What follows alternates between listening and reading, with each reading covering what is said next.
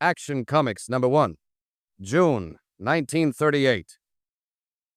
As a distant planet dies of natural causes, a scientist saves his infant son by launching him toward Earth in a small rocket. Upon landing, the child is discovered by a motorist and delivered to an orphanage, where his unusual strength quickly becomes apparent.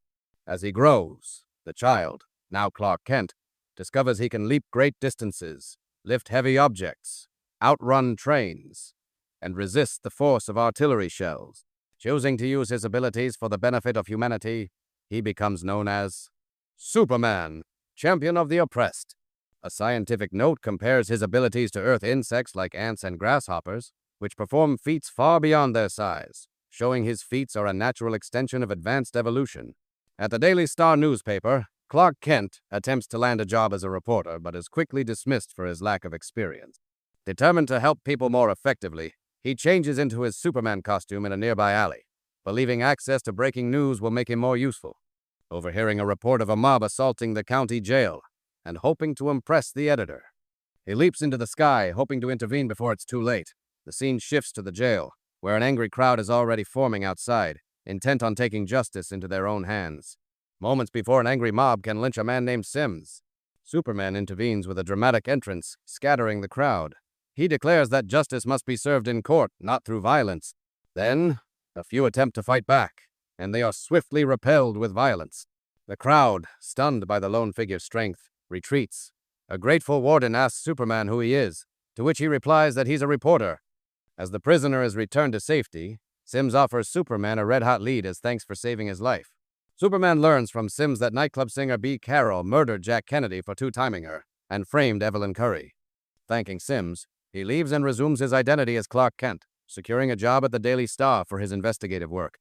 That evening, Clark visits the High-Low Club, watching Bea perform from the crowd. Unaware she's being observed, Bea finishes her act, and returns to a dressing room, where Superman confronts her directly. He reveals he knows the truth about the murder, but Bea tries to brush him off, threatening to call the manager. Superman demands answers about Jack Kennedy's murder. Bea tries to charm him, but when that fails, she pulls a gun and threatens to silence him. With a swift move, Superman crushes the weapon in his hand and forces her to confess. Overwhelmed, Bea admits she killed Kennedy and framed Evelyn. Superman reminds her she should have thought of the consequences before committing murder. As a radio bulletin announces Evelyn's imminent execution, Superman hoists Bea into his arms and leaps into action, racing to reach the governor in time. With time running out, Superman races through the night carrying Bea Carroll, determined to stop an unjust execution. He reaches the governor's estate and sets Bea aside, then knocks on the front door. The butler, startled by the late visit, refuses to disturb the governor. Superman demands to be let in, and when denied, he breaks down the door and forces his way inside. As the butler threatens arrest, Superman insists on seeing the governor. And, when refused again, Superman takes matters, and the butler, into his own hands and ascends the stairs, undeterred in his mission to save a life. Superman arrives at the governor's sleeping quarters, but finds the door locked and made of steel. Undeterred, he tears it from its hinges and storms inside. The startled governor demands to know what's going on. Superman quickly explains that an innocent woman, Evelyn Curry, is set to be executed in minutes, and he holds proof of her innocence, a signed confession.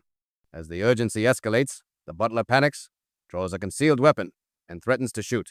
Superman advances, urging him to stand down, but the butler fires. But the bullet ricochets off Superman's chest. With only minutes to spare, Superman presents the governor with a signed confession. The governor swiftly contacts the prison, halting the execution of Evelyn Curry. She's saved just in time. Meanwhile, Superman vanishes, leaving behind a note identifying the real murderer, who is now bound and left on the governor's lawn. The next morning, as he leaves for the newspaper, Clark sees the headlines affirming Evelyn's innocence and notes he's not mentioned. At the governor's office, the governor reacts to Superman with disbelief, relieved that this strange, powerful being is apparently on the side of law and order. At the Daily Star, Clark is assigned to investigate a series of sightings involving a man with extraordinary strength. As reports of Superman continue to circulate, Clark confidently accepts the assignment. Moments later, a tip about domestic violence comes in. Kent races to the address, where a man is in the act of attacking a woman. Clark intervenes as Superman, seizing the abuser and tossing him across the room, stating plainly, "You're not fighting a woman now." Justice is swift and decisive. As the knife-wielding husband attempts to attack him, Superman easily shrugs off the blow, the blade snapping harmlessly against his skin. The shock is too much, and the craven abuser faints. Quickly changing back to Clark Kent, Superman avoids detection as the police arrive. Kent claims to have found the scene in disarray, suggesting Superman must have been there. Later, at the office, Clark invites Lois Lane on a date. That evening they dance together, but Lois tells Clark not to bother her about why she avoids him at the office.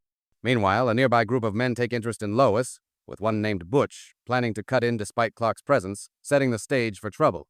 Clark and Lois are interrupted by Butch Matson, who insists on cutting in. Clark, playing the weakling, urges Lois to avoid trouble. She refuses and stands her ground, bitch slapping Butch across the face when he gets aggressive. Butch demands Clark fight, but Clark calmly refuses. Furious, Lois storms off, calling Clark a spineless, unbearable coward. A few minutes later, Butch, humiliated, swears revenge, unaware that Superman is already watching the departing hoodlums from the shadows. Butch and his gang run Lois's taxi off the road, abducting her and shoving her into their car. As they speed off, they complain about letting her companion escape earlier. But their flight is short-lived. Up ahead, Superman stands in their path. They try to barrel through, but Superman leaps clear. In disbelief, the gang realizes he's giving chase like the devil himself. They floor the gas, but Superman, faster than any car, closes the distance in moments. Superman intercepts the getaway car, lifting it clean off the ground. With a powerful shake, he sends the passengers tumbling out.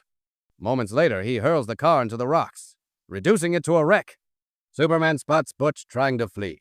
Then, in a single bound, Superman overtakes Butch, who apparently has taken the precaution of dyeing his hair a different color after he left the roadhouse. With calm precision, he grabs the thug by the collar, declaring the confrontation will take only moments.